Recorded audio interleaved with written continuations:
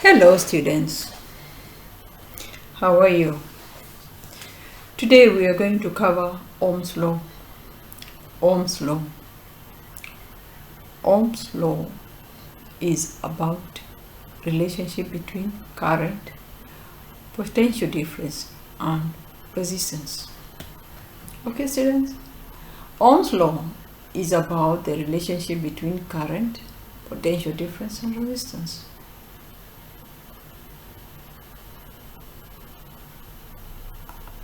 Before we go to Ohm's law, I want us to remind ourselves about the few terms that we'll be using.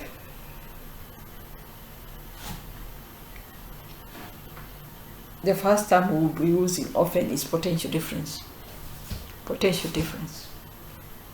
Potential difference is the amount of charge flowing through a circuit.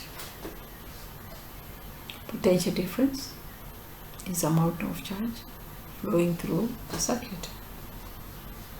Now the next I would want us to discuss is about current. Current is the flow of electric charge in a circuit. Current is the flow of electric charge in a circuit. It is represented by I. In our case here, the current is flowing from the negative to the positive through the battery and lights the bulb. In our case here, current is flowing from the battery to the bulb through electric conductors. Okay? The other term I would want us to talk about today is resistance. Resistance. Resistance is a measure of opposition of current flow in a circuit. Resistance is a measure of opposition of current flow in a circuit. We are going to draw a triangle. The other thing I would want us to discuss about today is the units of Ohm's law. The first unit is potential difference is represented by V, and the units we use is volts. The next one we use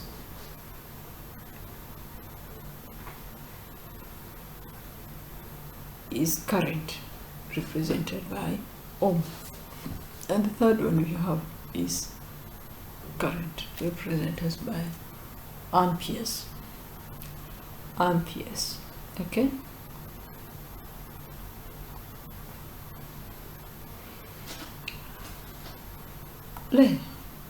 Let's now come to Ohm's law. Ohm's law states that the potential difference between 2 points is a product of the current and resistance as long as the temperature remains constant. I'm going through it again.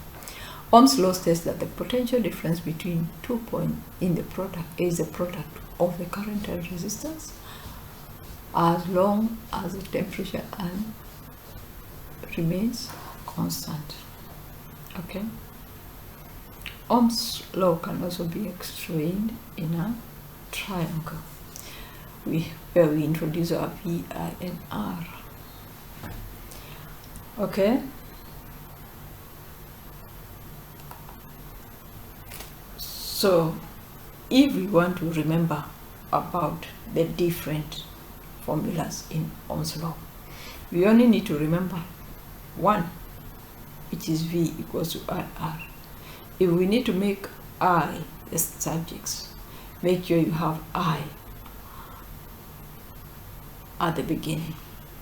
So if I cover I, it shows I can use V and divide by R to get I.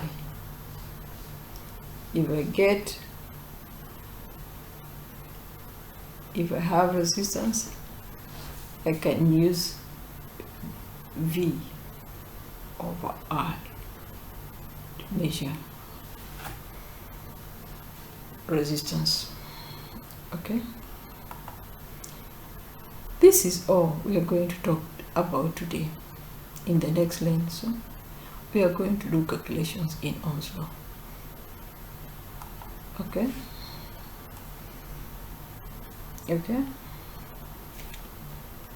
Thank you, class.